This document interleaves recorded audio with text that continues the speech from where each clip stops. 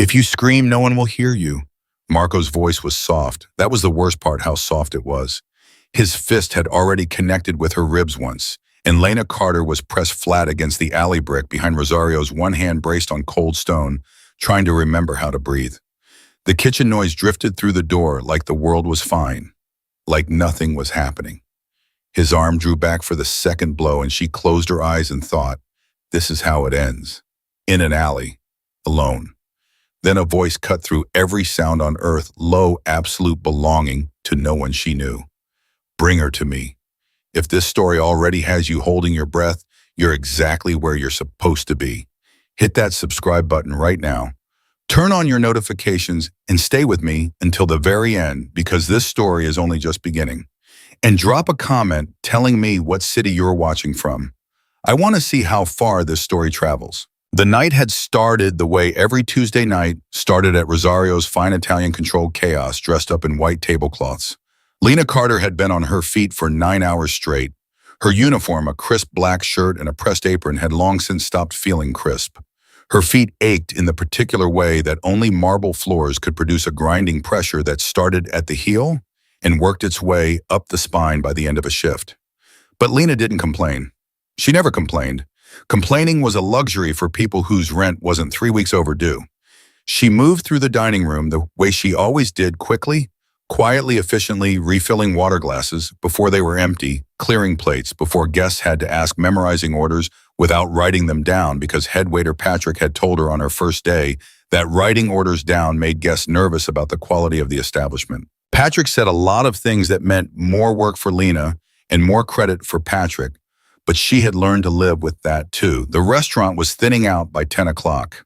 The last real table, a party of 6 celebrating someone's anniversary, had paid their check and lingered over dessert wine for another 40 minutes before finally pushing back their chairs and gathering their things. Lena had smiled at all of them.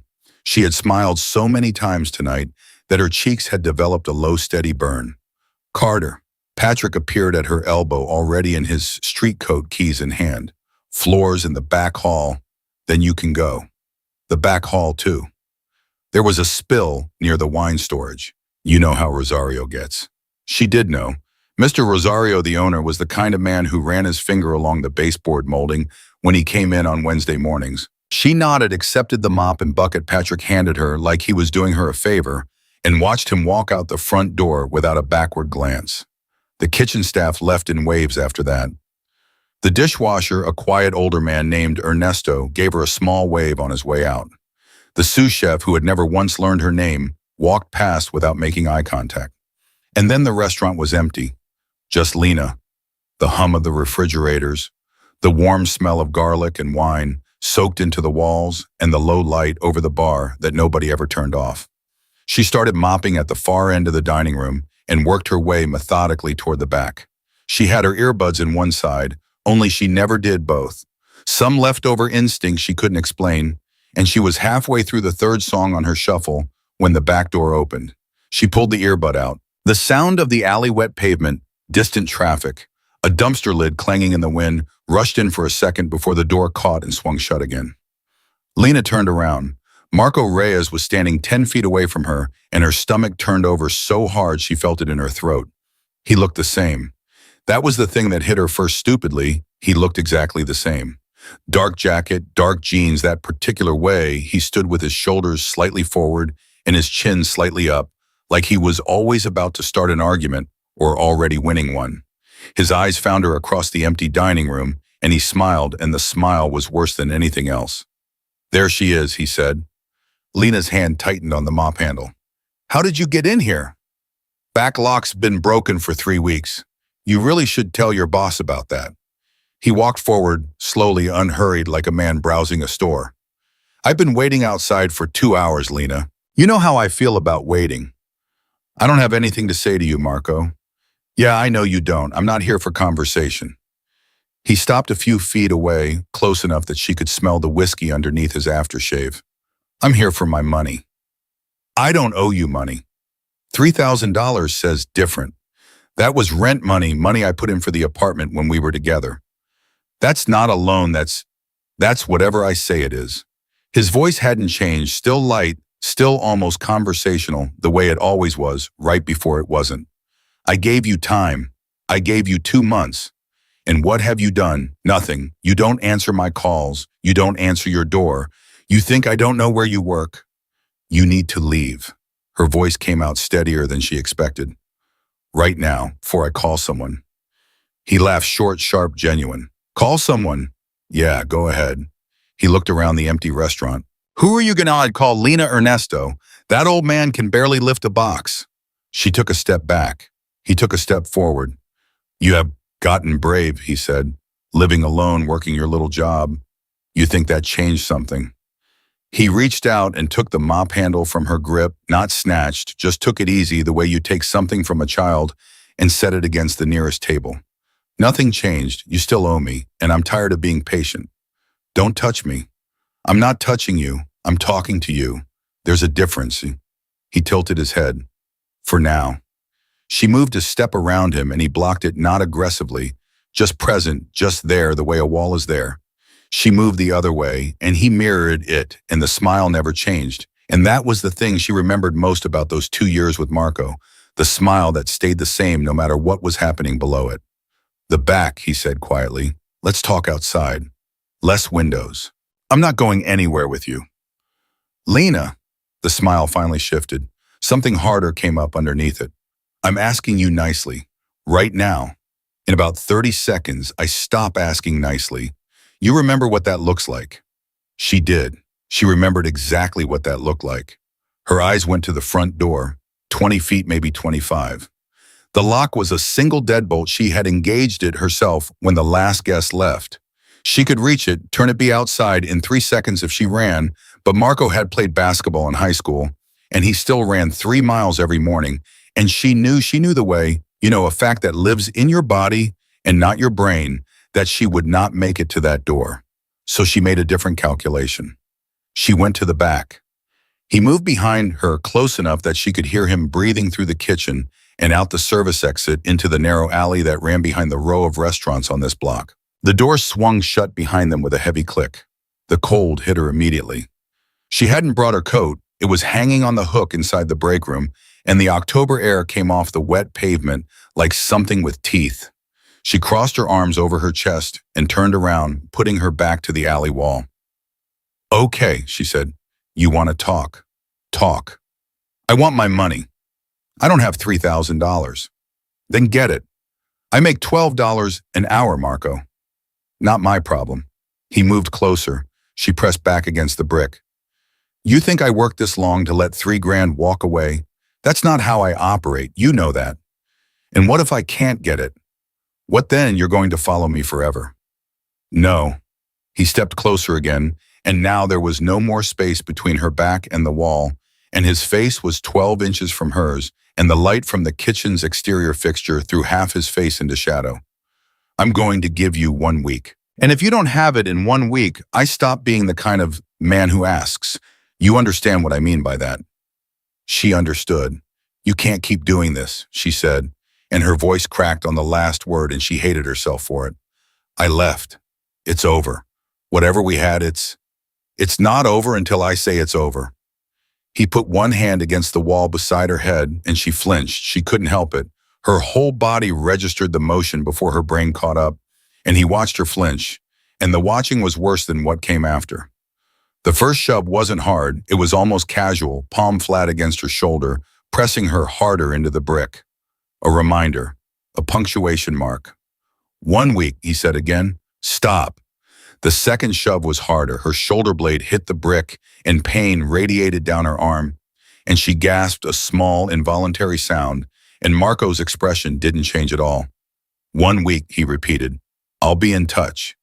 I said stop. She pushed his arm away, both hands surprising herself, and he grabbed her wrist, and the grip was immediate and precise. And it hurt exactly the way it was meant to hurt. And she felt the old, familiar narrowing of everything, the way her world compressed to this alley, this man, this grip. She did not scream. She told herself later it was because she was calculating, weighing options. The truth was that screaming had never helped before. Marco raised his free hand, and Lena watched it come up in a kind of terrible slow motion, and she thought, with the cold clarity of someone past fear, this is happening again. And then a voice spoke from somewhere above and behind Marco, somewhere inside the restaurant or at the edge of it somewhere close. And the voice was quiet.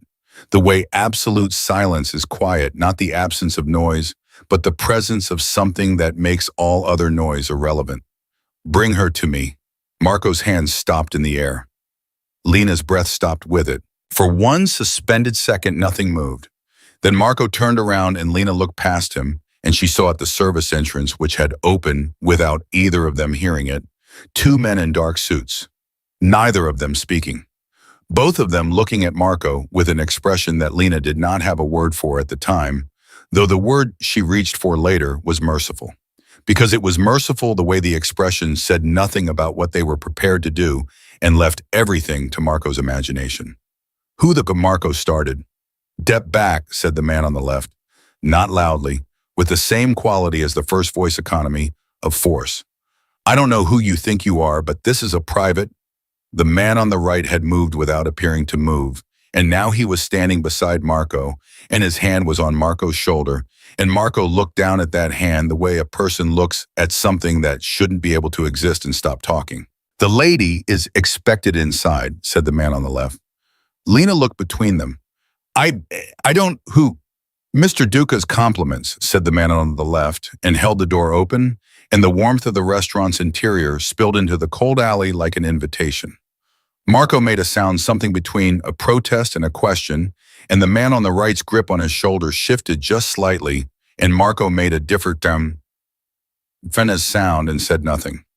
Lena stood still for one more second. Then she walked through the door. The kitchen was empty now, lit by the residual warmth of equipment cooling down, and the two men guided her, not touching her, just present on either side through the kitchen and into the dining room.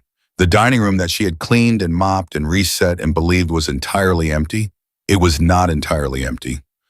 The corner booth, the private one, the one that Mr. Rosario kept reserved on weekends for special guests, and that sat behind a partial partition of decorative wood lattice, was occupied. A man sat there. He was not a large man in the physical sense. Medium height, she would estimate, though it was hard to tell while he was seated. Dark suit, white shirt, no tie. Dark hair beginning to gray at the temples. He was holding a glass of red wine in his left hand, and he had not touched the plate of food in front of him, and he was looking at her. His eyes were gray. She noticed that first. Gray and very steady. "Sit down," he said. It wasn't a question.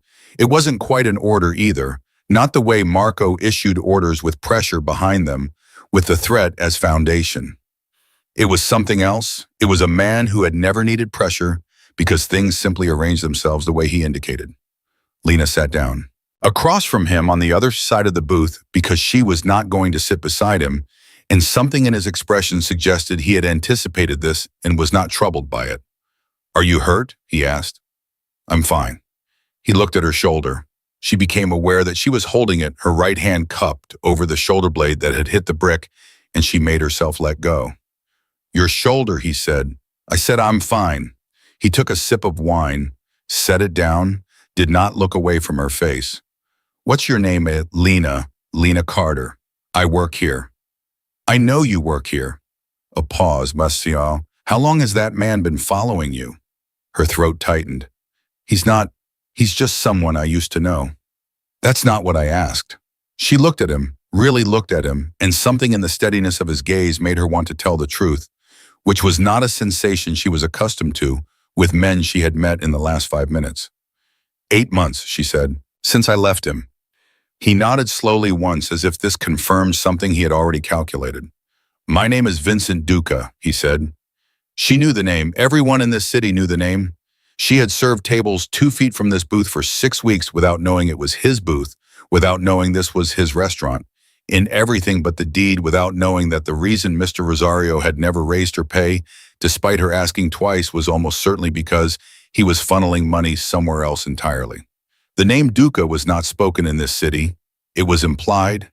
It was context. Her chair scraped the floor slightly as she registered the name, a small, involuntary retreat, and he noticed. "You don't need to be afraid of me," he said. "I'm not afraid." "You are," he said, not unkindly, "but you won't be. That man outside, He tilted his head toward the kitchen. He won't bother you again. You don't know what he's like. He doesn't stop. He doesn't. I know exactly what men like that are like, Vincent said, and I'm telling you, he won't bother you again. A beat. What happens from here is my concern, not yours. Do you understand that?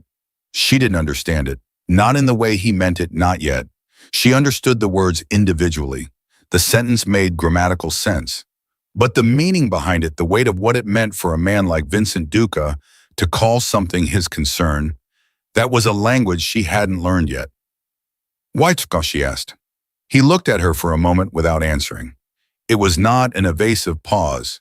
It was the pause of someone deciding how much of a true thing to say. Because I was here, he said finally. Because I watched. That's not a reason. It's the only reason that matters tonight. From somewhere outside, muffled through the brick and the thick restaurant walls, she heard something. A sound she couldn't identify. A door maybe, or a voice raised briefly and then cut short. Marco's voice, she thought, and then thought she was imagining it. She looked at Vincent. He had not looked toward the sound. He was still watching her, completely calm, as if the sound had nothing to do with him, which meant it had everything to do with him. What are your men doing to him? She asked, having a conversation. What kind of conversation? The kind that ends with an understanding. He picked up his wine again. Don't worry about it. Don't worry about it, she repeated. You just intervened in my life. She stopped, pressed her palms flat on the table. Started again. I didn't ask for your help. No, he acknowledged this without embarrassment. You didn't. So why? Because no one should have to ask, he said. And the simplicity of it, the absolute lack of performance in the way he said it, stopped her mid-breath. She sat with that for a moment. What happens now? She asked. To me, I mean, do I just go home? Vincent set down his glass very carefully, aligned the base with the ring on the tablecloth. Looked up at her. That depends, he said. On what? On where home is, and whether it's a place he knows about. The cold came back not from outside this time, but from inside her chest, from the part of her that already knew the answer to this question. Of course Marco knew where she lived. He knew everything about her life. He had arranged it that way for 2 years, and the arrangement didn't stop just because she had left. He knows, she said quietly. Vincent nodded. Then tonight, at least, you don't go there. He looked past her shoulder toward the front of the restaurant and made a small gesture with his hand that she didn't catch the meaning of until she heard movement behind her, one of the suited men stationed somewhere she hadn't noticed. My men will take you somewhere safe. Tomorrow we'll discuss the rest. The rest, she repeated. What does that mean? It means exactly what I said. His eyes returned to hers. Tomorrow. Tonight you rest. She should have said no. She knew that. Every reasonable instinct she had, and she had worked hard to build reasonable instincts after 2 years of Marco Reyes systematically dismantling them, said that trading one dangerous man's orbit for another's was not safety, it was substitution. But Marco's hand was still a physical presence on her wrist. She could still feel the exact shape of his grip. And the alley wall was still against her shoulder blade, and she thought about going back to her apartment, which Marco knew about, and lying awake in the dark, listening for his key in the lock. He still had a key. She had changed the locks twice and he had replaced them both. She didn't know how, and she looked across the table at Vincent Duca, who was watching her make this calculation with the patience of a man who already knew the answer and was simply waiting for her to arrive at it. One night, she said. One night, he agreed. She stood up. The suited man appeared at her side close, but not touching, and she was struck again by the quality these men had, Vincent's men, of being present without being intrusive. She had worked in service long enough to recognize when someone had been trained to occupy space precisely. She was almost to the door when Vincent spoke again. Miss Carter. She turned. He was looking down at his wine glass, not at her, as if what he was about to say was too practical to require eye contact. The bruise on your shoulder, he said, have someone look at it tonight. She didn't answer. She walked through the door and into the night and did not let herself feel anything until she was inside the dark car waiting at the curb. Black, of course, black and clean and large, and the door closed behind her and the city moved past the windows, and she was alone with the sound of her own breathing. And in the back of the car in the dark, she put her face in her hands. Not crying, just present, just holding her own face, feeling the warmth of her palms against her cheeks, reminding herself of the basic fact of her own existence. Outside behind them, Marco Reyes was having a conversation about understanding.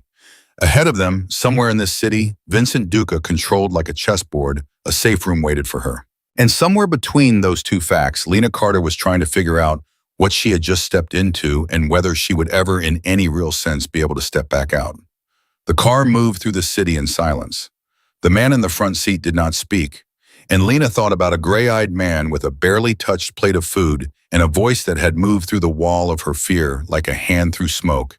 And she thought about the way he had said one night with such precise, unhurried confidence, as if the shape of everything that followed had already been decided, and he was simply allowing her the courtesy of believing she had agreed to it. She thought about that for a long time. The city lights passed over her face in moving bars of gold. She didn't know then that the man who had hurt her tonight would never have the chance to make good on any promise he had made in that alley. She didn't know that before her head hit the pillow that night, 3 separate men would receive 3 separate phone calls, and that the content of those calls would reshape the next 2 weeks of her life in ways she couldn't yet imagine. She didn't know that the name Duca was not just a name in this city, but a weather system, and that she had just walked into it without an umbrella, and that there was no dry place to stand that wasn't already inside it. She only knew that her shoulder ached, and that someone had said, "Bring her to me," in a voice like a locked door, and that against every rational calculation she had run in the back of her mind, she had walked through. The car turned onto a boulevard she didn't recognize. She lowered her hands from her face. She looked out the window at the city she had lived in for 4 years and began for the first time to see it the way its owners saw it, not as a collection of streets and jobs and obligations, but as a board and a balance and a set of arrangements that someone somewhere had made long before she ever arrived. And she thought, whose arrangement am I now? The car stopped. The door opened. A man held out his hand and she looked at it for a moment and took it. The room they gave her was nothing like she expected.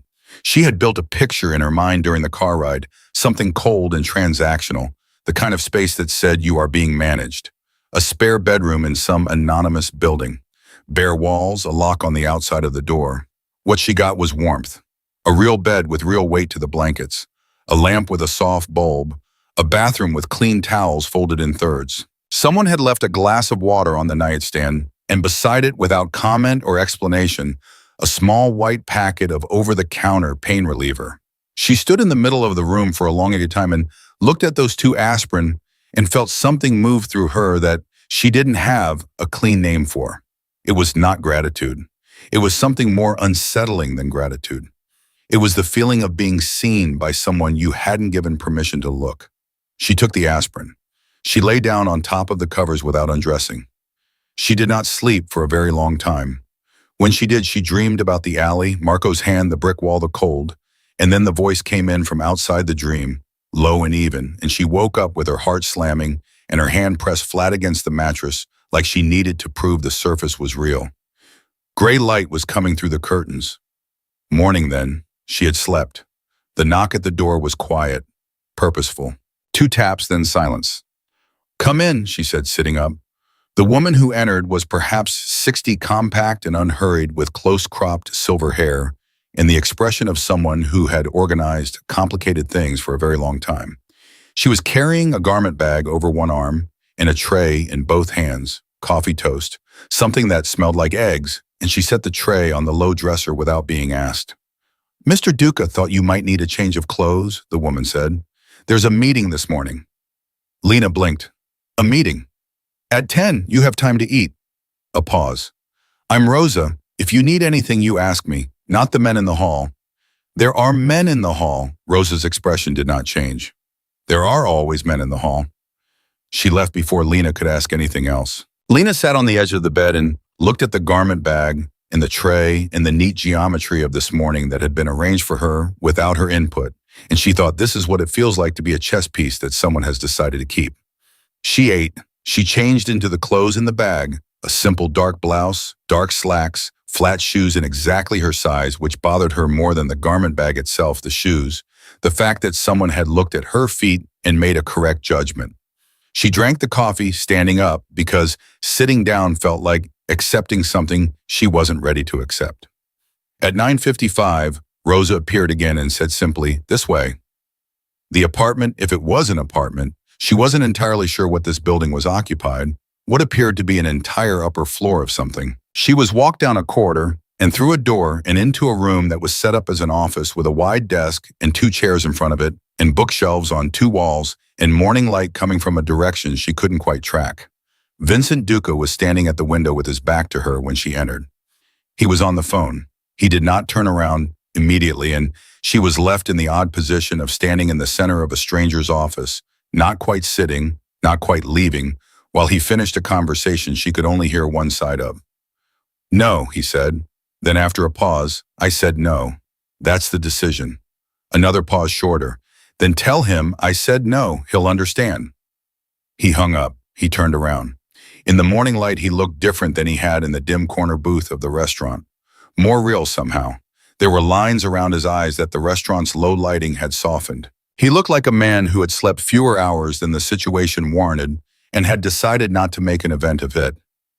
"Sit down," he said and crossed to his desk. She sat. She had decided sometime before the coffee that she was not going to perform nervousness for him, though. She was nervous, her hands knew it, her stomach knew it, but she was not going to perform it. "How's your shoulder?" he asked, settling into the chair across the desk. "Fine." He looked at her steadily. "You didn't have someone look at it." "I told you it was fine. You told me a lot of things last night that weren't entirely true." He said it without accusation, the way you state a weather forecast. "That's all right. You didn't know me. You still don't." He folded his hands on the desk. "I want to change that, at least partially. Ask me what you need to ask me." She hadn't expected that. She had expected to sit here and be informed of things. She hadn't expected to be given the first move. She took it. "Why do you care what happens to me?" He looked at her for a moment. "I told you last night. You told me you were there and you watched. That's not an answer, that's a description." Something shifted in his expression. Not surprise exactly, more like the slight recalibration of someone who has adjusted their estimate. "I've been coming to Rosario's for 6 years," he said. "I know every person who works in that building. I know Patrick, who takes credit for other people's work and has a gambling problem he doesn't think anyone knows about. I know Ernesto, who has a daughter in college and sends her half his paycheck. I know the sous chef's name even if he doesn't remember anyone else's." He paused. "I know you've been there 6 weeks. I know you work a double on Tuesdays. I know the man who came through that back door last night has shown up twice before, and both times you handled it alone because you didn't think anyone would help you." She went still. "You were watching me," she said slowly, "before last night." "I was watching my restaurant." He said it without apology, but also without insistence, which was its own kind of answer. That's a fine distinction." "It is," he agreed, "and I'm not going to pretend it isn't. But last night was different. Last night he put his hands on you, and that," he stopped. Something moved behind his eyes, something with more heat than the rest of him had shown. "That I don't permit." "You don't permit it," she repeated, "in your restaurant." "Anywhere," he said, and the word dropped into the room with a weight that silenced her for a full 3 seconds. She stared at him. "Mr. Duca, Vincent, I am not your responsibility." "No," he said, "you're not, but you're under my protection now. And while there is a difference between those two things, the practical result is the same." He leaned forward slightly. "Marco Reyes will not touch you again. He's been informed." Clearly, her throat tightened. "What does that mean? What did your men do to him?" "They had a conversation." "You said that last night. I'm asking what kind of conversation." He held her gaze. "The kind that leaves a mark." The room was very quiet. "I didn't ask for that," she said. "I know. You had men hurt someone on my behalf without my knowledge or consent, and She stopped because her voice was climbing towards something she didn't want it to reach. She pressed her palms flat on her thighs. "I want to be very clear about what I'm saying. I am not grateful for that. I am not." "You're frightened," he said quietly, "because you think accepting what I did means you owe me something, and you don't know what I'll want in return." Her mouth closed. He was right. The accuracy of it landed like a slap, and she felt the color rise in her face, and he watched that happen with the same gray-eyed steadiness he brought to everything and did not look away. "I'm not Marco Reyes," he said. "What I do for you, I do because I choose to. I don't keep ledgers on people. Everybody keeps ledgers. Some of us," he said, "were taught better." She didn't know what to say to that, so she said nothing. After a moment, he opened a drawer and placed a phone on the desk between them, new in a sealed box. "This is yours. The number is already saved under my name. If something happens, anytime you call. One ring, I'll know." She looked at the phone, did not reach for it. "And my apartment, my job." "Your job is still yours. I spoke with the Rosario this morning." He paused. He was very understanding. She bet he was. She bet Mr. Rosario had been the most understanding employer in the city once Vincent Duca made a phone call at whatever hour it had been. "And my apartment is not safe right now. Reyes has access to it. I changed the locks. 3 times, he replaced them each time. He also knows your building's service entrance code and your neighbor's schedule." He said this gently, which somehow made it worse. "He has been watching you the way men like that watch, systematically." The bottom fell out of her chest. 2 years. She had spent 8 months believing she was building a life on the other side of Marco Reyes, and all she had been doing was living inside a perimeter he had drawn around her without her knowledge.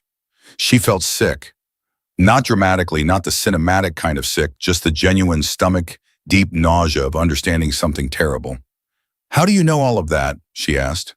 "Because last night after you left, I asked my people to look into him." He leaned back. "It didn't take long. Men like that are not careful. They're not careful because they've never had a reason to be." "They'll have a reason now," she said, and surprised herself with how flat she sounded.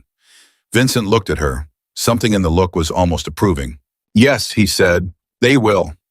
She reached out and picked up the phone. It was the first time since last night that she had voluntarily touched something that was his, and the significance of it landed on her with more weight than she was prepared for. She held it in both hands and looked down at it. "One night," she said. "That was the deal. That was what I said last night. So I can leave today if I want to." He didn't answer immediately. He picked up a pen, looked at it for a moment, set it down. Then, "You can leave whenever you want. The door is not locked. No one will stop you." A pause. "But Reyes is not gone. Warned is not gone. And I think you know the difference." She did know the difference. She had been living inside the difference for 8 months. She put the phone in her pocket. "I need clothes," she said. "My own clothes. And I need to let my friend Maya know I'm alive because she texts me every morning and I haven't answered. Rosa will take care of the clothes. Your friend?" He reached into the same drawer, produced a different phone already unlocked. "Use this one for now. Don't mention location." She took the second phone, looked up at him and said, "Do you always have exactly the thing that's needed already in your desk?" For the first time, something that was almost a smile crossed his face.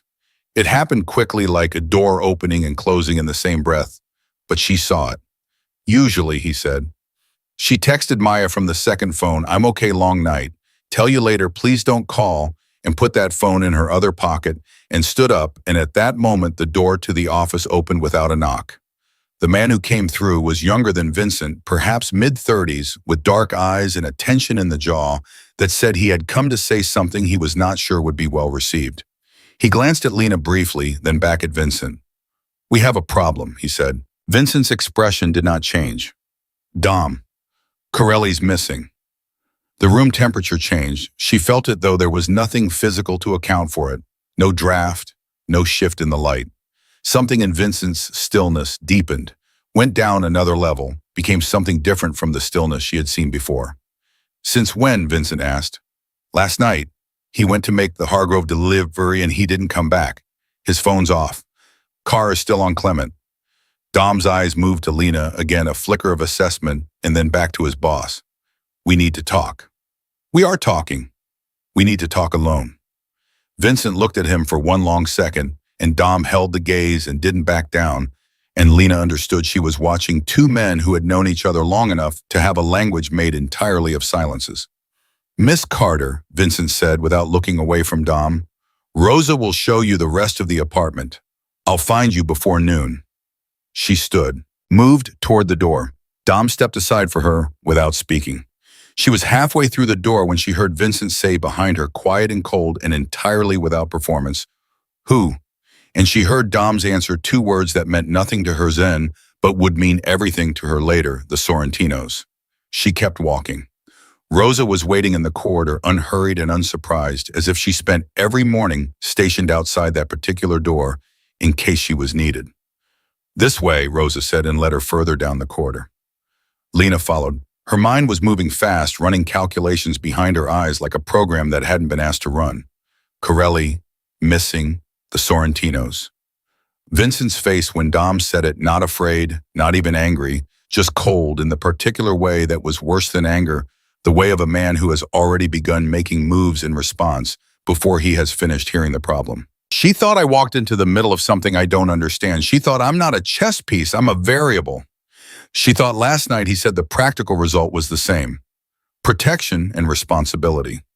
No difference in the outcome. And she thought with the part of herself that had survived Marco Reyes and 100 bad decisions before him, the part of herself that had learned to be honest about things, even when the honesty was uncomfortable. The man in that office is dangerous, not in Marco's way, not hot-blooded, not impulsive, not petty, dangerous in the way of someone who has shaped an entire city to his will so thoroughly that the city no longer remembers bending. And she had put his phone in her pocket, and she had not left." Rosa opened a door and gestured her through into a sitting room where the morning light had fully arrived and said, "If you need anything at all, Rosa." Lena stopped, so he turned. "Who is Corelli?" Rosa looked at her for a long moment with an expression that Lena read as, "You're asking me because you think I'll answer in a way Vincent won't." And Rosa's expression said, "You're right about that.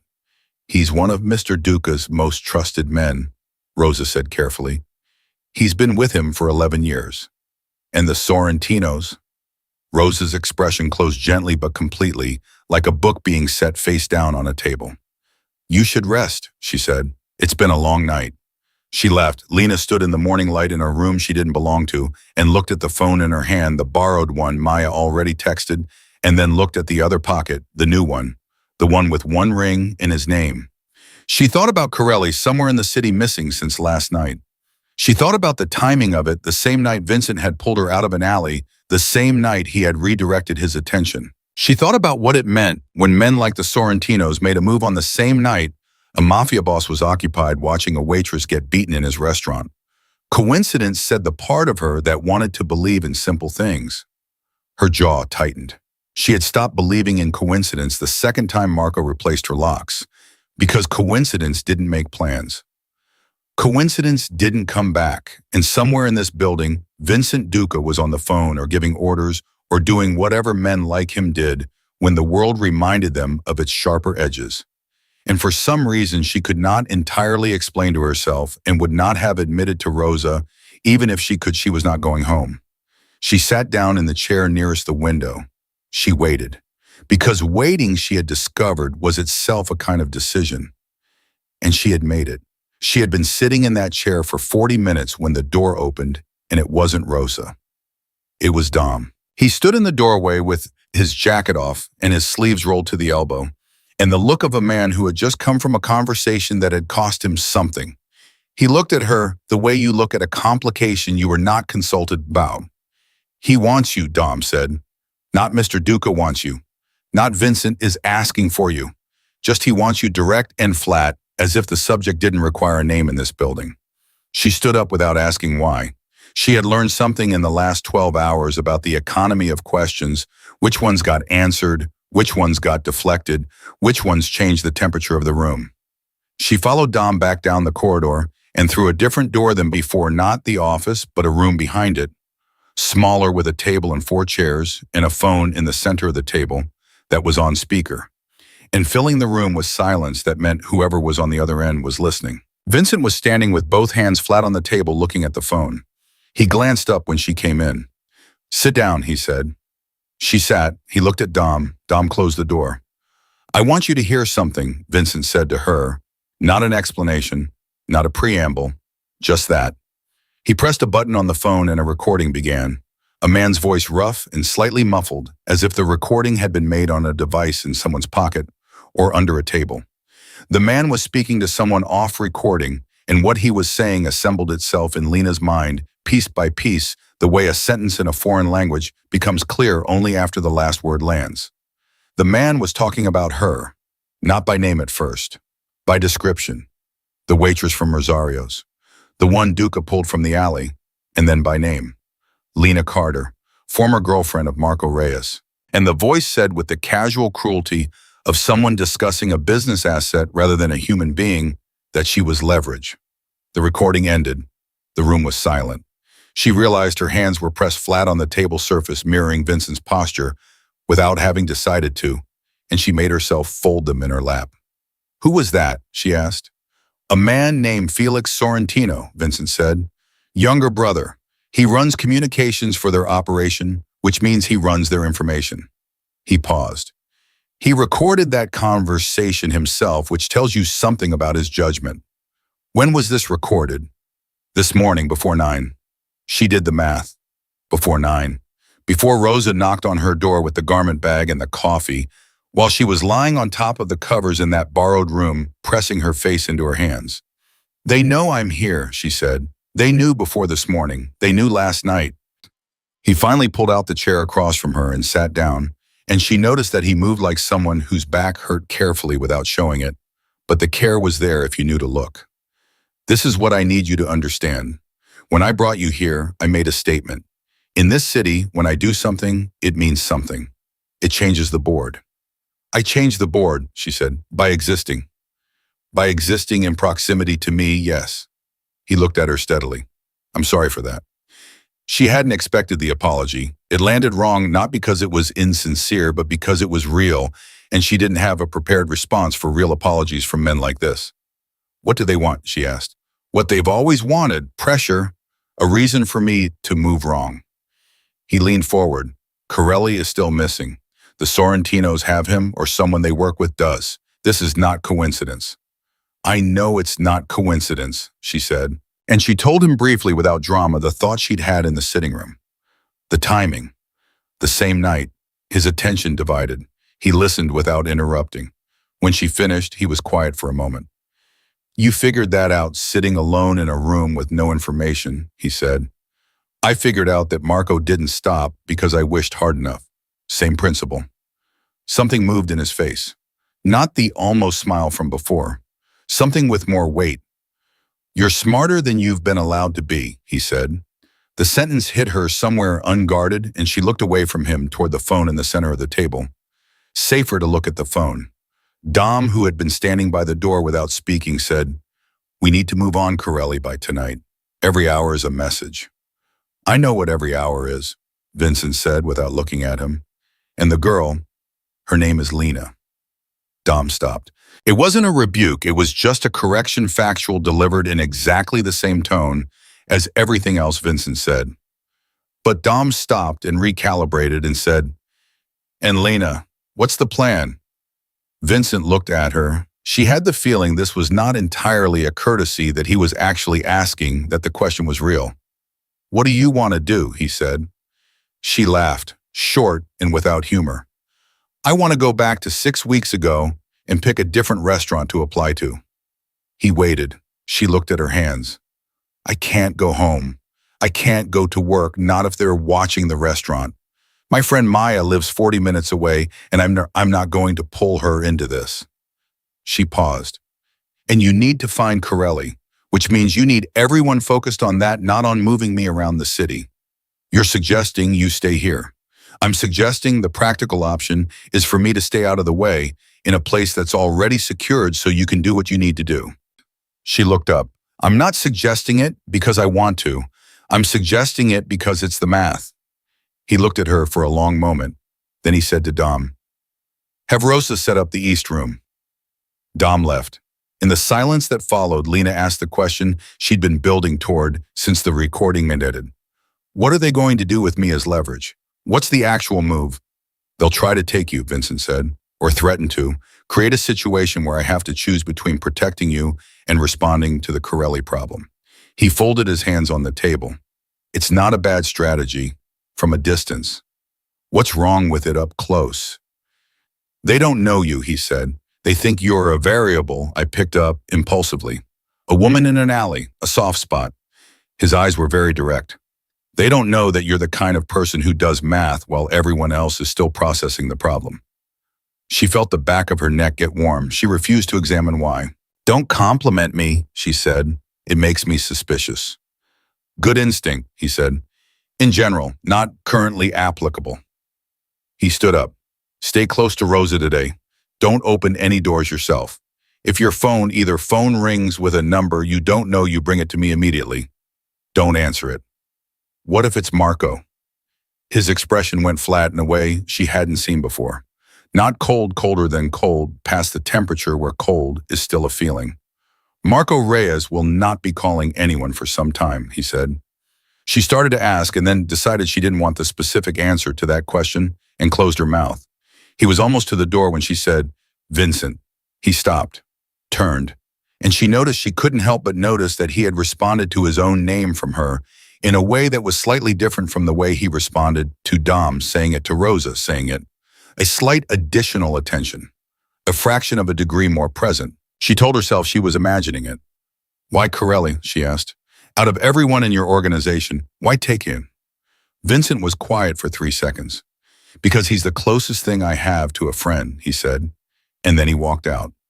The door closed. Lena sat at the table alone and absorbed what he had just given her. Not information about strategy or the Sorrentinos, but something personal and asked for real. The closest thing I have to a friend.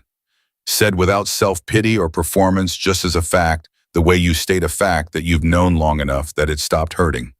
She thought about what it meant to be Vincent Duca, to sit in a private booth in your own restaurant and watch the people who work for you and know all their names and not be known in return. To have men who died for you and still describe one of them, just one, as the closest thing to a friend.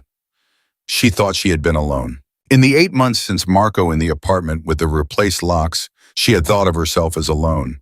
She revised the definition upward. Rosa found her still at the table 20 minutes later and brought her to the east room, which was larger than the first room and had a window with a better angle on the street below. Lena stood at the window and watched the street for a long time without touching the curtain. Watching people move through their ordinary Tuesday morning, a woman with a stroller, 2 men in work jackets arguing over something on a phone, a delivery driver double parking with complete confidence. And she thought about how many of those people had no idea that the building above them contained a man quietly trying to locate his missing friend before nightfall. She thought about how many of those people had no idea what the city contained at all. Her phone, the new one, buzzed. She looked at the screen, a number she didn't know. 7 digits local area code. She stared at it for 4 buzzes. Then she picked it up and walked fast down the corridor toward the office. Dom was coming from the other direction and saw her face and said, "What?" She held up the phone. He looked at the screen and his jaw tightened, and he pushed the office door open without knocking. Vincent was on his own phone standing at the window, and he turned when they came in and saw the phone in her hand and said a single word into his own phone, "Hold," and crossed the room in 4 steps and looked at the screen. He looked up at her. "Did you answer it?"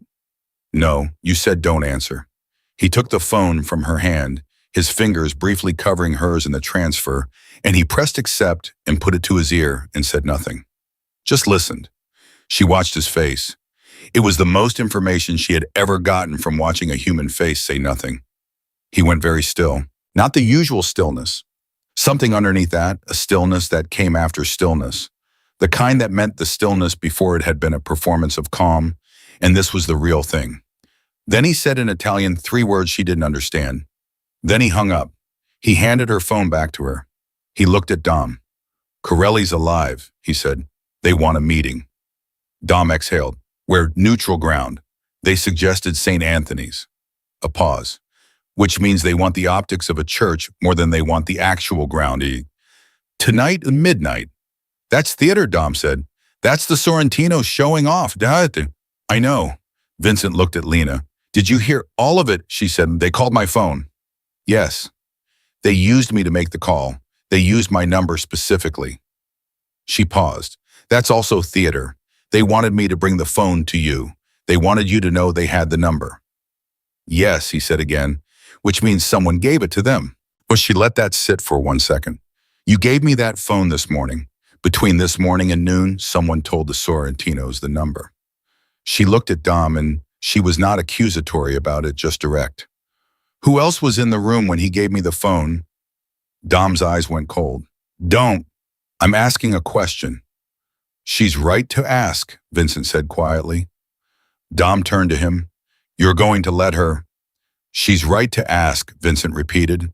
And there was something in the repetition, not louder, not harder, just more present, that ended Dom's sentence before he finished drawing breath for it. Silence. Dom said Rosa was in the corridor. Rosa has been with me for 16 years, Vincent said. I know. Who else? Dom's jaw worked. He looked at the floor. Then he said slowly, the way someone says a thing that costs them, I made a call this morning. Before the meeting, I didn't know about the phone number yet. Who did you call? My brother-in-law. He handles the West Side routing. I was telling him about last night about the Sorrentinos moving on Corelli. I wasn't specific. I wasn't giving details. I was just... You were talking, Vincent said. I was talking. Yes. Dom looked up, and his face had the particular look of a man being precise about accepting blame, neither overstating nor understating it. He could have been listening on a line. The room held that. Or he could have passed it on, Lena said, not accusatory, just completing the sentence. Dom looked at her, then at Vincent. I don't believe that. You don't want to believe it, Vincent said. He moved to his desk, sat down, put both hands flat. All right, here's what happens. Tonight I go to St. Anthony's. You stay here. Not because I don't trust you, because I need you here handling the other problem. You're not going alone, Dom said immediately. I'm taking 2 men. I'm taking 2 men, Vincent said. Because if I walk in there with 6, they walk in with 12, and we end up having a conversation with everybody's guns at head height, which is not the conversation I want to have about Corelli. He looked at Dom steadily. 2 men. Clean. Dom pressed his mouth together and said nothing, which was the sound of a man who had lost the argument and knew it. Vincent looked at Lena. You stay in this room, not the East room, this room. Rosa stays with you, Tom. You're bringing me closer, she said. To you. Physically.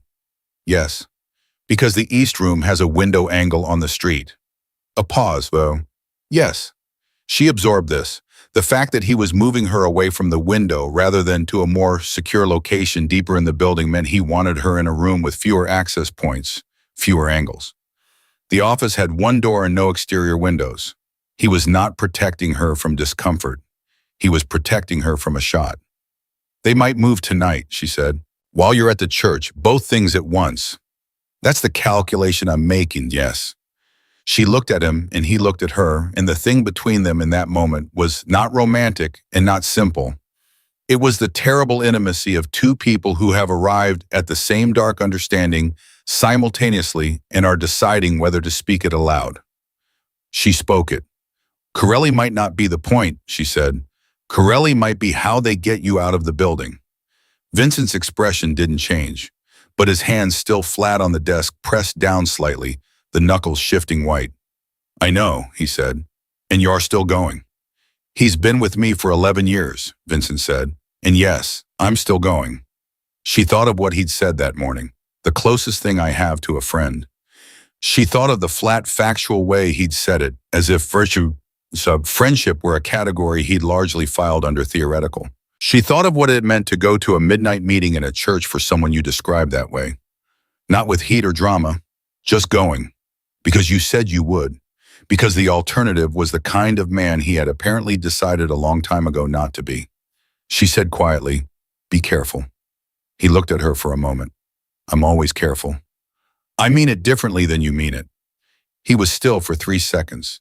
Then he said just as quietly, I know how you mean it. Dom cleared his throat. Vincent stood up, looked at Dom. Get the car ready for 10:30. Tell Santos to wear the gray jacket. Sorrentinos know his face in the black one. He moved toward the door and then stopped, hand on the frame, back to both of them. One more thing, he said. He did not turn around. The call this morning, your brother-in-law. A pause. After tonight, you cut the line. I don't care how you handle it personally. The line gets cut. Dom said nothing for a moment, then understood. Vincent walked out. Dom and Lena stood on opposite sides of the desk in the silence left behind, and after a moment, Dom said without looking at her, "He hasn't told anyone to be careful since his wife died." The sentence came out of nowhere and went everywhere. She felt it land in her chest and stay there. She didn't ask when. She didn't ask how. She just stood with the information and let it rearrange things she hadn't known needed rearranging. She started. "I'm not saying anything," Dom said. "I'm stating a fact." He picked up his jacket from the chair. "Stay in this room." He walked out. Rosa appeared 60 seconds later, as if she had been waiting in the corridor for exactly this, for the men to finish and the room to need someone else entirely. She brought tea that Lena didn't ask for and sat in the chair by the door and began doing something on a small tablet with the focused quiet of a woman who had been the steadying presence in difficult rooms for a very long time. Lena sat behind Vincent's desk because it was the only other chair, and she looked at the surface of the desk clean, almost bare, one folder and a pen in the phone and a small frame photograph. She couldn't see the content of face angled away from her, and she thought about midnight, about a church, about the Sorrentinos and Corelli and the East Room window and the number on her phone that someone had passed on before noon. She thought about a man who carried his grief like a fact rather than a wound. She thought about how the most dangerous thing in this entire situation might not be the Sorrentinos or Marco or the missing man or the midnight meeting. It might be the fact that she had stopped calculating how to leave. Outside, the city moved through its afternoon ordinary and indifferent, and somewhere in it, Vincent Duca was preparing to walk into a church at midnight, and Lena Carter sat at his desk and watched the door and waited.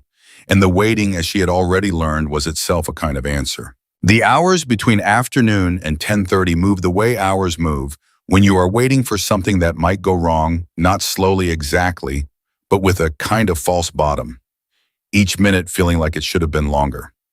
Rosa made dinner at 6, real food, not something ordered. She cooked it herself in the small kitchen or off the corridor, and the smell of it filled the office where Lena was sitting. And Lena thought about the fact that somewhere in this building there was a kitchen, and Rosa knew where it was, and Rosa had decided that what this particular evening needed was the smell of something warm.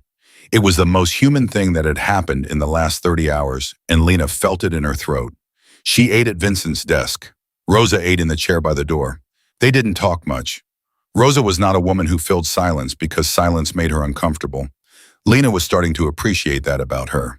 At 7, Dom knocked and came in and told Vincent, who had reappeared at 6:30, changed his jacket, and was now sitting across from Lena reviewing something in the folder. She hadn't been able to read the title of that. The car situation on Clement had been resolved.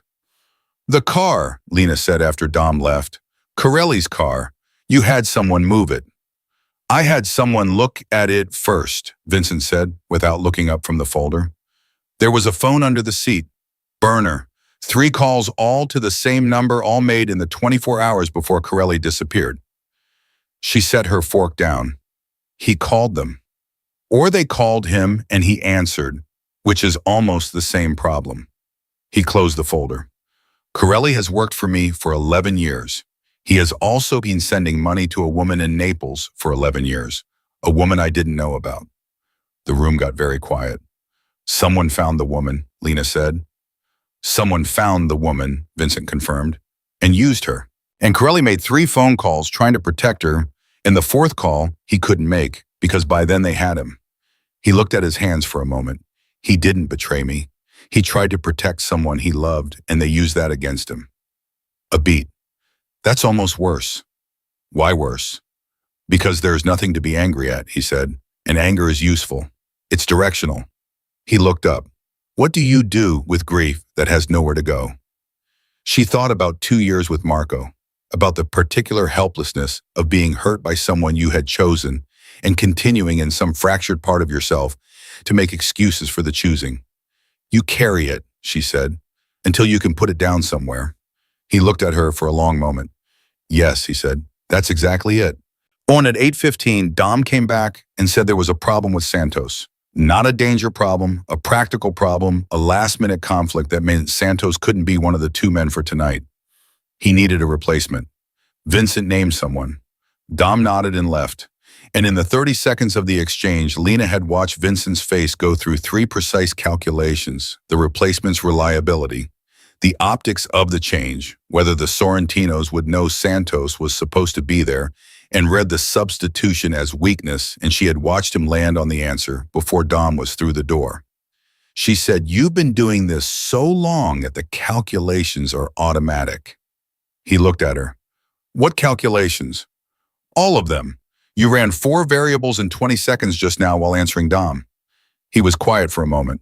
"My father used to say that the day the calculations stopped, feeling like calculations was the day you'd either arrived or lost yourself." He paused. He wasn't sure which. "Which do you think it is?" He stood up and buttoned his jacket. "Ask me tomorrow," he said. It was the closest thing to a joke she had heard from him, and it landed wrong because of the if underneath it. "Ask me tomorrow if there is a tomorrow. If the meeting at the church goes the way I've calculated it will go and not the other way." She stood up too, which she hadn't planned on doing, and said, "I need to tell you something before you go." He waited. "The call this morning, the one to my phone." She had been turning this over since the afternoon, and she had finally gotten it to lie flat enough to say, "They didn't just want to show you they had the number. They wanted to see how I'd react, whether I'd answer it alone or bring it to you." He was very still. "If I'd answered it alone," she continued, "they would have talked to me directly, offered me something, a way out that didn't involve you or a threat that was supposed to make me run." She paused. "I think they expected me to run. I think the whole design of this is built around me being someone who runs. And instead you brought the phone to me. And instead I brought the phone to you." She met his eyes. "They've miscalculated who I am. I don't know if that's useful, but I thought you should know." He looked at her for a long time, long enough that she became aware of the distance between them, which was the width of the desk, which was not very wide. "It's useful," he said quietly. Then Dom's voice came from the corridor, "Car's ready," and Vincent looked away from her, and the moment closed the way moments close, like a door you watch shut from the wrong side. "Stay in this room," he said, "both phones on the table where Rosa can see them. If anything moves outside—" "I know," she said. "I'll call." He walked to the door, stopped. "One ring, he said without turning around. "Don't wait to be sure." "One ring," she confirmed. He left. The sound of the car leaving was not something she could hear from the office, but she felt it anyway, the way you feel a room change when a specific weight lifts from it. Not lighter, just different, reconfigured. Rosa set her tablet down and said, "He'll be fine." "You say that like you know." "I say it like I've said it 40 times before and been right 39 of them." She picked up the tablet again. 39 is a good number. Lena sat back down. "What happened the 40th time?" Rosa's hands paused on the tablet for just a moment. Then she said his wife and went back to what she was doing. The name not stated, just implied the shape of it in the space where the name would have been settled into the room with the kind of weight that needed no addition. Lena thought about what Dom had said. He hasn't told anyone to be careful since his wife died. She thought about the photograph on the desk angled away from her, which she had not looked at because looking at it felt like reading someone's mail. She thought about a man who described friendship as the closest thing, as if true intimacy were a country he had visited once and lost his passport to. She picked up the borrowed phone, Maya's number, the only number she trusted, with honest conversation, and typed, "I'm okay. I know that's not enough. I'll explain everything when I can. I promise." Maya's response came in 40 seconds. "You better. I've been watching the news." "Nothing. Just tell me you're not dead." Lena typed back, "Not dead." "Maya, is he cute?" Lena stared at the screen, put the phone face down on the table. Rosa, without looking up, said, "Friend." "She wants to know if he's cute." Rosa made a sound that was not quite a laugh, but was in that neighborhood. "What did you say?" I didn't answer. "Smart girl," Rosa said. At 10:55, 25 minutes after Vincent left the office, phone rang.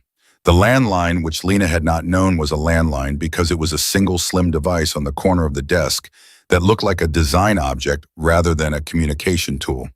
It rang once, sharp and definitive. Rosa was on her feet before the second ring. She answered it, said nothing for 3 seconds, said yes once, and hung up. She looked at Lena. The front of the building, Rosa said. 2 men. They're not ours. Everything in Lena's chest tightened into a single point. Front door, Ma'amwen. Lobby level. Our man on the door is handling it, but Rosa was already moving to the desk, pulling the new phone toward her. We need to call. I'll call, Lena said. She had the phone in her hand before Rosa finished the sentence. 1 ring, don't wait to be sure. She pressed the number and let it ring once and disconnected. 40 seconds of silence. 40 seconds in which Rosa stood by the door and Lena stood behind the desk, and the building around them seemed to hold its breath. The new phone buzzed. A text. 3 words, doors. Don't move. And then almost immediately after the sound of movement in the corridor, not alarming movement, controlled movement, the sound of people who knew the building well, repositioning within it. 1 set of footsteps, 2 a door closing, somewhere to the left. He texted from the church, Lena said. He always has someone watching the building, Rosa said. The call was already in motion before you rang. Then why have me call at all? Rosa looked at her with the particular expression of a woman choosing between 2 true things and settling on the more useful one. Because he wanted to know you would, she said. The lobby situation resolved in 11 minutes. Lena knew this because she counted. The 2 men who turned out to be Sorrentino associates, low-level, sent to observe rather than act, were removed from the building with no more noise than a firm conversation. Nobody was hurt. The message had been sent and received in both directions. We know where she is, and we know you know. When Dom called to confirm the all clear at 11:20, his voice had the specific flatness of someone reporting good news through clenched teeth. Meeting still going, he told Rosa loud enough for Lena to hear. No movement on the church. Vincent's inside. And the 2 in the lobby, Rosa asked. Released. A pause. With a message. Rosa hung up and looked at Lena. You should sleep. That's genuinely funny, Lena said. She didn't sleep. She sat at the desk and she thought about the photograph she hadn't looked at, and then she thought about looking at it because Vincent was in a church at midnight negotiating for his friend's life, and she was in his office and the photograph was right there angled away, and she decided that made it somehow more private. Not less that someone had deliberately angled it away, and she looked at the desk. Surface instead. At 12:47, the door opened. Vincent walked in. He was wearing the same jacket still buttoned. He looked exactly as he had when he left, except for a cut on his left hand, knuckles fresh that he was holding at his side as if hoping no one would notice it. Rosa noticed it. Lena noticed it. Neither of them spoke first. He looked at Lena. Corelli's coming home, he said. She exhaled, completely all at once, a breath she hadn't known she was holding since 7 o'clock. Is he hurt? She asked. Some. He'll recover. He crossed to the desk, sat down in his own chair, and for the first time since she had known him 40 hours, which felt like a different unit of time entirely, he looked tired, not exhausted, just the specific tired of someone who has been holding something heavy and has finally set it down. Your hand, she said. He looked at it as if he was confirming it was still there. The conversation went well. Mostly. There was a point of disagreement that required clarification. He said it with the same tone you'd use to describe a misunderstanding at a business meeting, and she thought about the word clarification and decided not to explore it further. Rosa appeared from somewhere with a small first aid kit and set it on the desk without being asked. Vincent looked at it, looked at Rosa. Rosa looked back with the expression of a woman who has won this particular argument preemptively. He opened the kit. Lena said, what did they want? In exchange for Corelli. He was rapping his knuckles with the precise efficiency of someone who has done this before and doesn't want help. Territory acknowledgement, the Eastern Docks. He paused. And you. The air left the room. Me, she said, a gesture of goodwill, proof that I wasn't establishing a new arrangement that would shift the balance in my favor. He didn't look up from his hand. They framed it as a reasonable request. What did you say? He looked up. I said no. And then we had the point of disagreement. He finished with his hand and closed the kit. The Eastern Docks. They can have. The docks are a negotiation. He stopped, said the next part carefully like someone choosing the precise word from a set of similar ones. You are not a negotiation. The room was very quiet. You don't know me, she said. You've known me for 2 days. That's true. So why? Because I said you were under my protection, he said. And I don't say things I don't mean. He held her gaze. That's not a complicated reason. I know it sounds like it should be more complicated. It isn't. She looked at him across the desk in the low light of the office, and she thought about Marco, who had said 100 things he didn't mean with a fluency that should have been a gift. And she thought about the difference between someone who uses words as currency and someone who uses them as contracts. The Sorrentinos, she said, they'll try again. Yes. So this isn't over. No. He leaned back in his chair. But tonight, Corelli is coming home. And you're here. And the building is secure. Tonight, those things are enough. She should have pushed further. She should have pressed the strategy question, the what happens next question, the practical architecture of whatever the Sorrentinos would do when they woke up tomorrow and found that their play had failed. She should have been building the math. Instead, she said, "Tell me about your wife." The silence that followed was not hostile. It was the silence of someone who has been asked something they didn't expect and is deciding whether it came from curiosity or care. He looked at her face and apparently found his answer. Her name was Sophia, he said. She was smarter than me and laughed at herself more than anyone I've ever met. And she made this specific face when she thought I was being ridiculous that I would give. He stopped, pressed his lips together, started again. She died 4 years ago, quickly, which is the kind of thing that sounds like mercy and doesn't feel like it. I'm sorry, Lena said. People say that. I mean it differently than people say it. He looked at her, and she watched something in his face do what faces do when they receive something real, not soften exactly, more like acknowledge the way a door opens, not because the lock is gone, but because the right person knocked. I know how you mean it, he said, using her words from earlier. Her exact words, and she felt it land in her chest with a precision that made her understand he had remembered them and chosen them deliberately. Rosa stood up and said she was going to check on the kitchen, which was absolutely not why she was leaving the room, and left. They sat in the quiet of the office, Vincent with his wrapped hand on the desk and Lena with both hands folded in her lap, and the city outside did whatever cities do at 1 a.m, and neither of them spoke for a while. Then Vincent said, "You told me something before I left tonight, about the phone call about what they expected from you." "Yes. You said they miscalculated who you are." He paused. "Who are you, Lena Carter?" She thought about it, not the deflecting version of the question. She didn't give him a job or a history or a list of things she'd survived. She thought about the actual answer, the one she'd been building toward without knowing it since she'd walked out of Marco's apartment 8 months ago, with 2 bags and a bruised jaw, and the absolute private certainty that the next person who decided who she was would have to do it over her active objection. "I'm someone who stopped running," she said. He looked at her for a long moment, then quietly with complete sincerity, "So am I." The words fell into the space between them and stayed there, 2 confessions sitting side by side, not touching, not needing to. And outside the city kept its hours, and somewhere on the other side of it, a man named Corelli was coming home. And in the corridor, 2 of Vincent's men stood their quiet watch. And in the office, the lamp cast its small, steady light, and Lena Carter sat across from a man who had stopped running and thought, "This is the most honest conversation I've had in 4 years. She didn't say that, but she thought he probably knew. At 2 a.m, Rosa knocked and came back in and said that Corelli's car had just entered the secure garage, and that Dom was with him, and a doctor had been called. Vincent stood up immediately. He was already moving to the door when he stopped, turned, looked at Lena.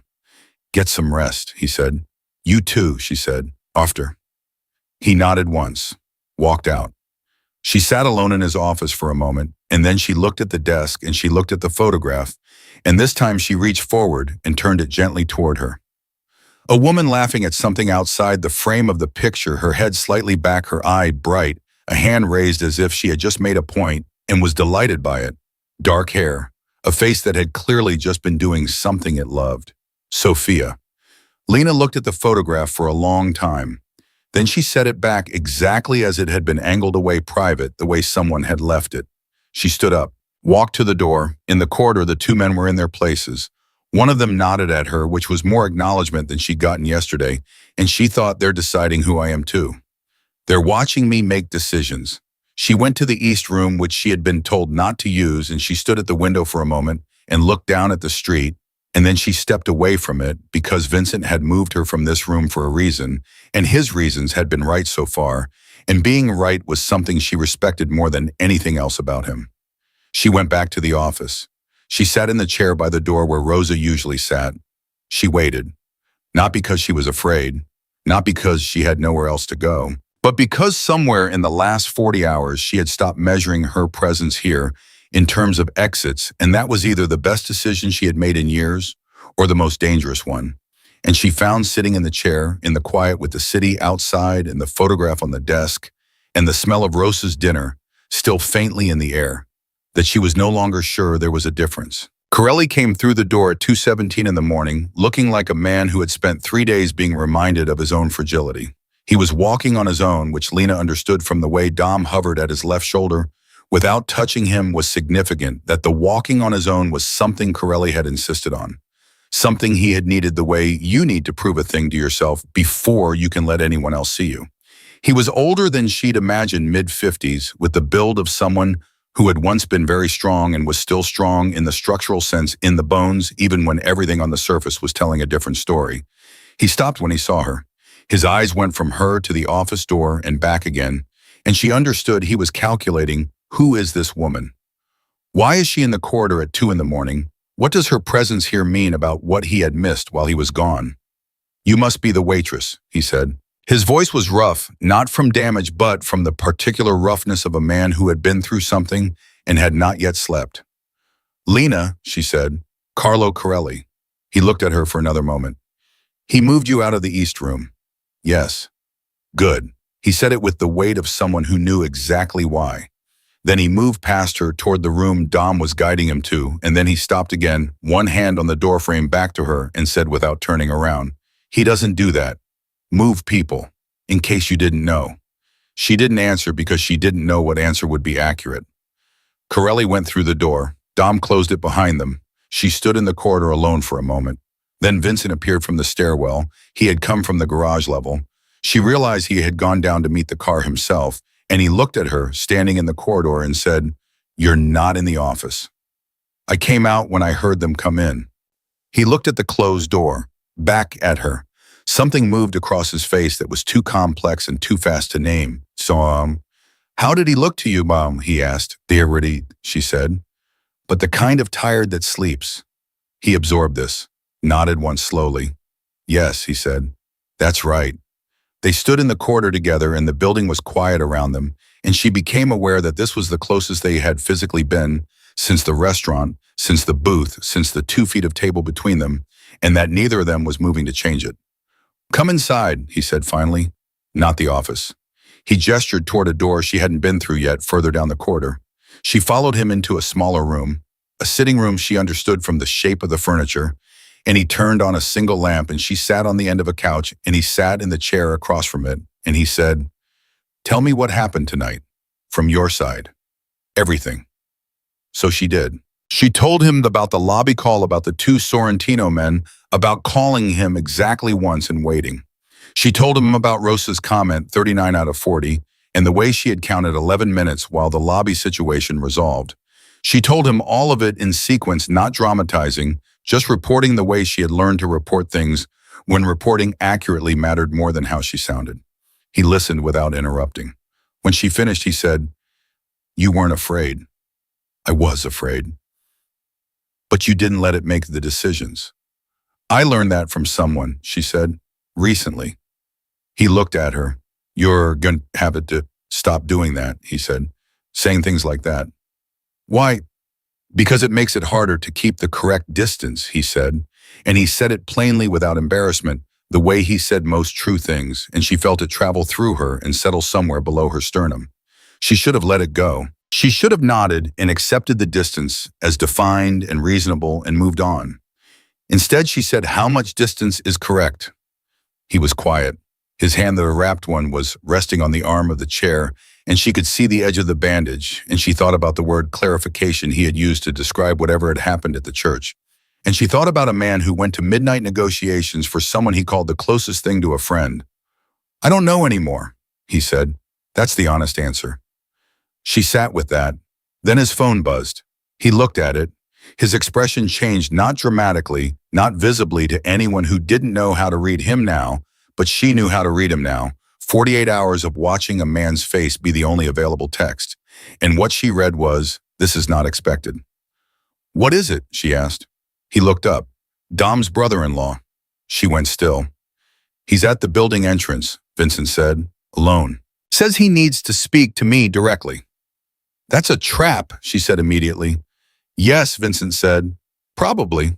He was already standing. "Or it's a man with a conscience arriving late." He looked at her. "Stay here. Not the office here, door locked." "Vincent." "One ring," he said. "Same as before." He left. She heard his footsteps down the corridor, even unhurried, and then the stairwell door, and then nothing.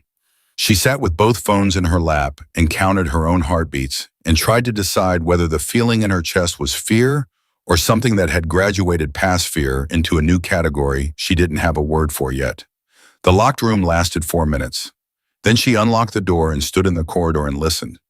Rosa appeared from the kitchen end of the corridor and looked at her and said nothing, which was its own form of communication. "Did you know about this?" Lena asked. "I know about most things," Rosa said. "Is it a trap?" Rosa was quiet for a moment. "Marco Reyes found you because he was watching," she said finally. "Dom's brother-in-law found us because he was talking. Those are different kinds of men." She paused. "Different kinds of men do different kinds of things at 2 in the morning. 10 minutes passed. 15.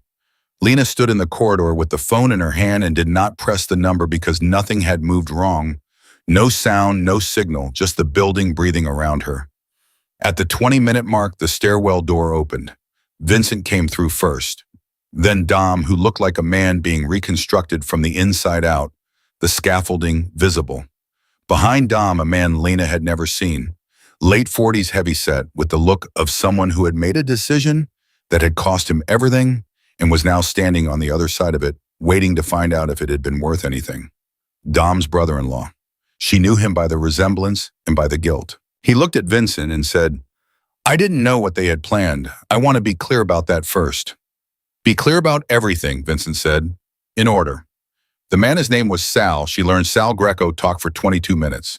She stood in the doorway of the sitting room and listened because no one told her not to, and because the information was about her as much as anyone else in the building. Sal had not given the Sorrentinos her phone number directly. What he had done was describe the situation to his contact. Casually, he said the way you describe something to someone you have trusted for years, and the contact had passed it further, and somewhere in the chain, the number had been extracted from Dom's call log by someone with access to his carrier account. Compromise from a distance. Not a betrayal, but a breach. The distinction mattered operationally. It mattered less to Dom, whose jaw had been set at the same angle for 22 minutes and showed no sign of changing. "In the Sorrentinos' endgame," Vincent said when Sal finished. "You know it." Sal looked at the floor. "They don't want territory. They want you gone. The docks were theater. The girl..." He stopped, glanced at Lena, recalibrated. Lena was going to be used to create a situation. A public one. Something that would make the other families question your judgment.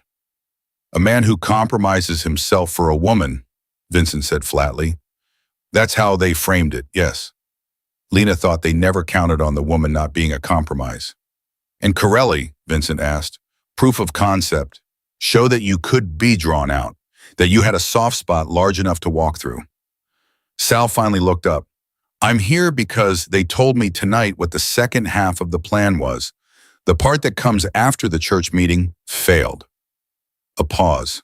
"They're going to move on the restaurant tomorrow night, not to take it to burn it, with a message inside." The corridor went absolutely silent. "What message?" Vincent asked. "That you are finished," Sal said. "That anyone who works for you, eats at your table, lives inside your protection, they're all exposed. They want to make you spend the next 6 months defending everything you have instead of advancing anything." He looked at Vincent steadily. "It's a strangling strategy. It works if you let it work." Vincent was quiet for a long time. Then he said, "Thank you, Sal. The simplicity of it, no anger, no punishment, in the tone just an acknowledgement, seemed to cost Sal something. His shoulders dropped. He nodded. Dom put a hand briefly on his brother-in-law's arm, the first physical contact between them since he'd walked through the door, and said something too quiet for Lena to hear. Vincent looked at Lena across the corridor. "You heard all of it," he said. "All of it," she confirmed. And she thought for a moment. They're strangling the future to control the present, which means they're already losing the future and they know it. She paused. You don't burn a man's restaurant unless you have already conceded that you can't beat him in a fair fight. Something moved through the men in the corridor, not quite agreement, more like the specific alertness of people who have just heard a thing said more clearly than they had been saying it to themselves. Vincent held her gaze. "The restaurant," he said, "tomorrow night." "You're going to let them come," she said. "I'm going to let them arrive," he said. "There's a difference." She understood. She understood completely, and the understanding was cold and clear, and she did not look away from it. "You'll be there." "I'll be there."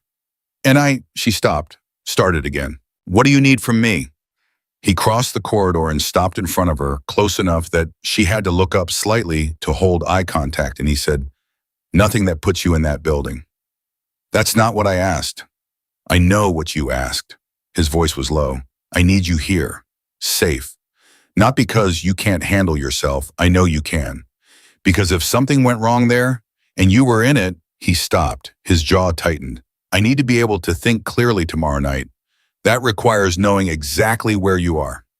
She looked at him for a long moment. "That's the most honest thing anyone has ever said to me," she said quietly. He didn't look away. "Get used to it." The words landed with no performance behind them, just weight. Just the simple architecture of a man telling the truth about what he needed, which she had learned was rarer than it should have been, and more valuable than almost anything else. Tomorrow night came the way inevitable things come, not suddenly, but with a kind of gathered momentum, each hour building on the last like weather. Vincent spent the morning on the phone and in the office and in quiet conversations with men she was beginning to know by face, if not yet by name. Corelli appeared at noon, moving stiffly, but moving, and sat at the kitchen table and drank coffee and looked at Lena with the particular expression of a man reassessing a situation he thought he had already assessed. "You're still here," he said. "I'm still here," she confirmed. He looked at his coffee. "Good," he said, the same word he had used in the corridor the night before with the same weight. He stopped, started again. "He's been different. This week. Before you, it was just," he moved his hand in a small gesture that meant the work, the building, the phone, the calculations. "This." Another pause. "She would have liked you, I think." "Sophia." He said the name easily, in the way of someone who kept a person alive by using their name rather than protecting themselves by avoiding it. "She would have said you had good instincts." Lena's throat tightened. "She would have been right," she said, because it wasn't the moment for modesty, and Corelli wasn't a man who would have respected it anyway. He almost smiled. "Yes," he said, "she would have." The restaurant attack came at 9:47. Lena knew the exact time because she was looking at the clock on the office wall when Vincent's phone rang, and he answered it and said nothing for 10 seconds and then said, "Hold the east side, don't move until I say." And she watched his face go into that deepest stillness, the one below the other kinds, and she understood that it had begun. She did not call him, she did not text. She sat in the chair Rosa usually sat in, and she breathed and she waited and she held both phones with the steadiness of someone who has decided that the most useful thing she can be in this moment is exactly this, still present, prepared. Rosa sat across from her. They did not speak. The understanding between them had long since passed the stage that required words. At 10:15, Vincent called. One ring on her phone then stopped, and she answered before the second would have come. "It's over," he said. She exhaled. "Corelli. Everyone is fine, the restaurant." A pause, "and there's damage. It's manageable. The Sorrentinos are having a very complicated evening." His voice was calm, completely calm, the calm of someone on the other side of something. "Dom is handling the details. I'm coming back." "I'll be here," she said. "I know, I'm at Owen," he said and hung up. He walked through this door at 10:55 with a torn jacket sleeve and a look she recognized now, not tired, not angry, just the specific expression of a man who has settled something that needed settling and is now standing in the aftermath and deciding what he is on the other side of it. He looked at her and said, "Are you all right?" She stared at him. "I've been here the whole time. You're the one who—" "I know where I was," he said. "I'm asking about you." She stood up, crossed the room, stopped in front of him with nothing between them but the few inches she left because she wasn't sure yet about the few inches, wasn't sure she had the right to close them, or that closing them was what this moment was asking for. "I'm all right," she said. "I'm better than all right." He looked at her face for a long time. Then he said, "The Sorrentinos are done, not gone. You don't get gone in this city overnight, but done. They overextended. They underestimated the response." "Was," he paused, "they underestimated you." "I didn't do anything tonight." "You stayed," he said. "When everyone who was supposed to be leverage runs, it changes the equation.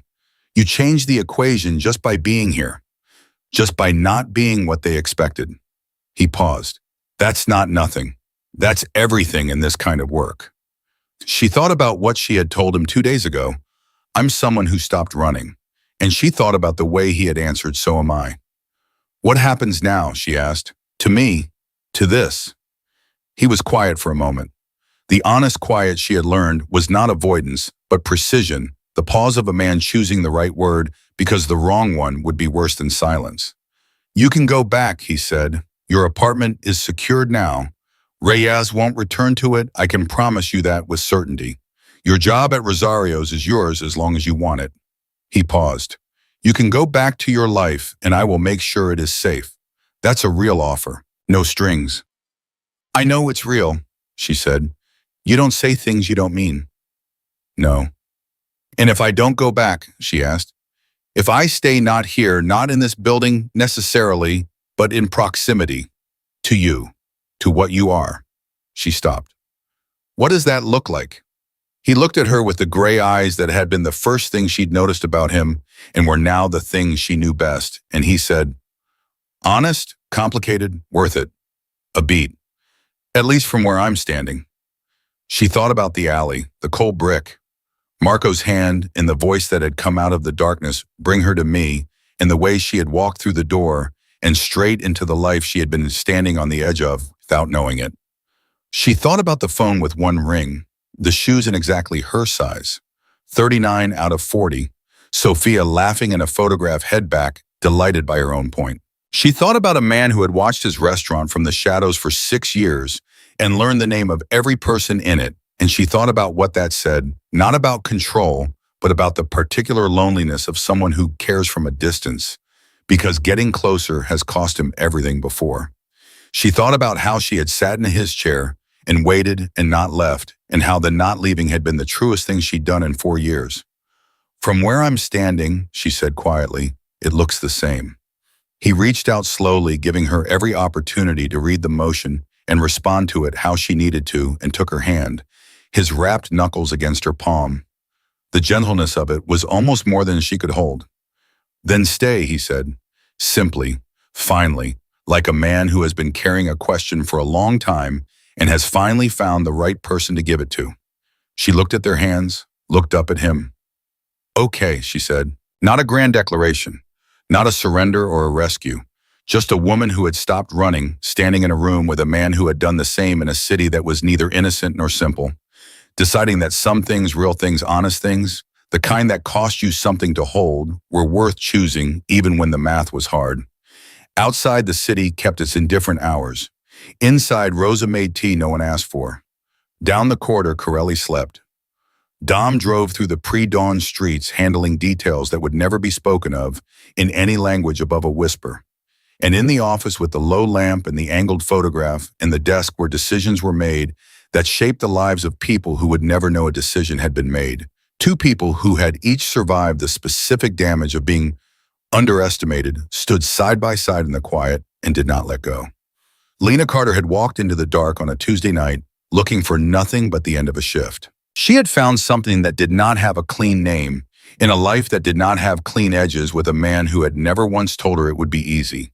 And for the first time in longer than she could accurately count, that was enough. more than enough. It was everything.